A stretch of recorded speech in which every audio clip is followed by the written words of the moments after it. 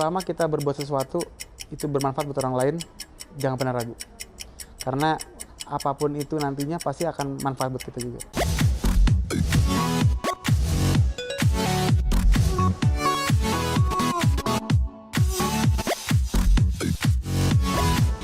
Dalam program Millennial of the Week kali ini, tim Genpi.co berkesempatan langsung bertemu dengan dokter yang masih muda dan ganteng loh. Ya, dia adalah Dr. Andika Praspati. Pria dengan gelar spesialis kedokteran olahraga ini akan membagikan kisah perjuangannya. Simak yuk!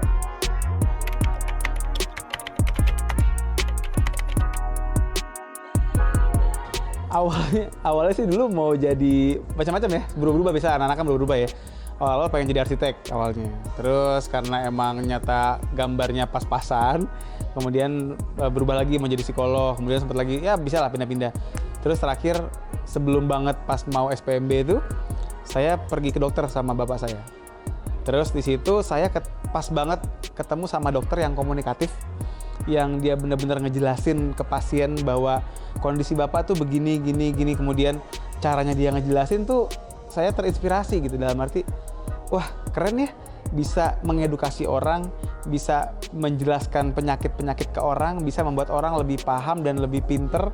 Itu buat saya tuh sebuah hal yang keren.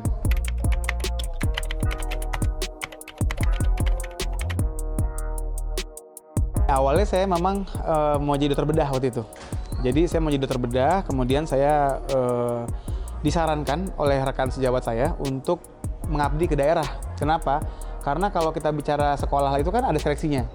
Nah, untuk seleksi menjadi calon peserta didik bedah itu cukup ketat ibaratnya. Dan memang kita disarankan ke daerah supaya punya nilai poin yang lebih tinggi lah untuk bisa masuk. Nah, terus kemudian saya bilang, yaudah deh, saya mau deh PTT, saya ke Batam waktu itu. Nah, pas di Batam, saya ditugaskan jadi dokter keluarga. Ya memang banyak ketemu masyarakat, banyak ketemu sama orang-orang untuk kemudian bikin penyuluhan, bikin edukasi. Di situ saya ngerasa kok kayaknya saya enjoy banget ya kerja yang memang banyaknya tuh ngedukasi orang, banyak ngomong sama orang, memberikan pengertian segala macam. Dan kalau saya jadi dokter bedah, saya mikirnya, wah ntar saya waktunya bakal banyaknya di kamar bedah, di rumah sakit yang memang benar-benar sibuk dengan jadwal operasi dan sebagainya. Terus saya ngerasa saya kayak pengen jadi dokter yang punya banyak kesempatan untuk ngedukasi orang gitu. Saya ngelihat ada dokter olahraga yang memang banyak banget nilai-nilai edukasi lifestyle. Gimana sih olahraga yang benar, gimana sih pola hidup yang sehat. Dan saya ngeliat, oh ini kok kayaknya enak ya. Terus saya pelajarin ilmunya, loh kok jadi malah kayaknya lebih ketarik ke sini gitu. Dan akhirnya memang saya ikut seminar segala macam, makin jatuh cinta, akhirnya nge-apply. Aku masih ngerasa masih banyak banget hal yang harus kulakukan untuk bikin orang tuaku bangga.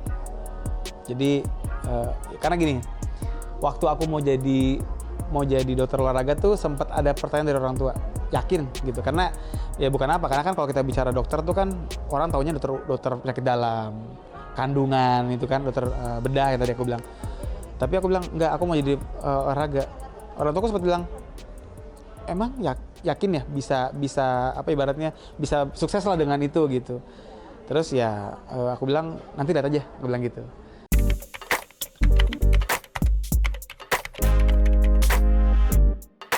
Saya 2000 masuk ke program peserta pendidikan dokter spesialis olahraga itu 2015. Terus saya lulus 2019 kemarin. Sejak 2015 itu memang saya sudah terpapar. Dalam arti kan kita kan kalau sekolah itu sambil megang pasien juga. Dalam arti kayak saya waktu itu 2016 saya udah bertugas jadi dokter kontingen buat PON. Terus 2017 saya udah bertugas di tim balap sepeda Indonesia, Timnas. 2018 saya juga udah sambil ke beberapa lokasi lah, beberapa tempat yang memang untuk olahraga gitu. Kayak di Kemenpora juga saya pernah beberapa kali terlibat juga untuk beberapa kegiatan.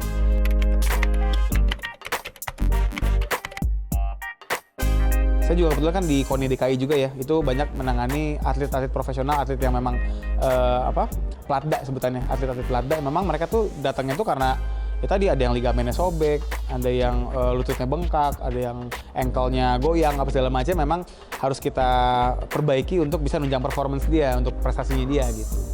Tapi memang tadi sebenarnya kita juga lagi ngembangin pelayanan ke arah yang kayak tadi yang saya bilang, orang-orang diabetes, orang-orang hipertensi. Gimana sih misalnya nih bapak-bapak yang suka misalnya maintenance, tapi dia pernah kena riwayat hipertensi.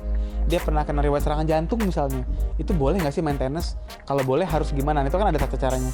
Nah itu sebenarnya yang kita sedang kembangkan supaya untuk pasien-pasien dan masyarakat juga lebih paham bahwa kita bisa memberikan pelayanan seperti itu. Gitu. Jadi saya praktek di 3 tempat kebetulan ya.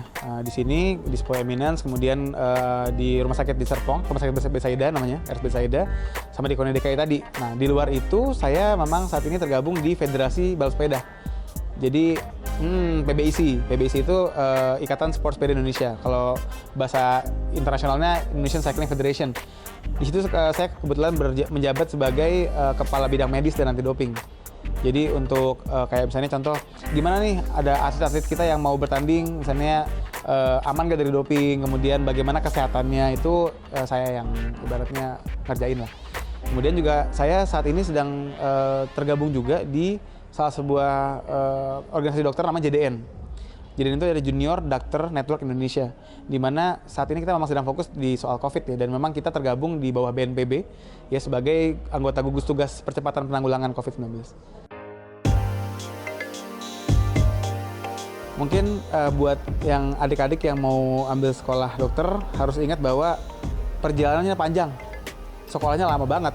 Kita nih kalau bicara sekolah aja ini baru dokter umum udah 6 tahun sendiri. 6 tahun baru dokter umum, belum lagi internshipnya setahun, tambah lagi, terus spesialis nambah lagi.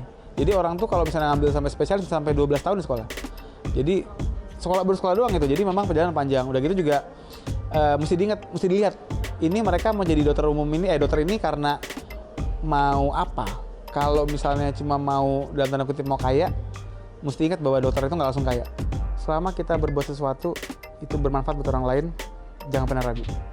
Karena apapun itu nantinya pasti akan manfaat buat kita juga.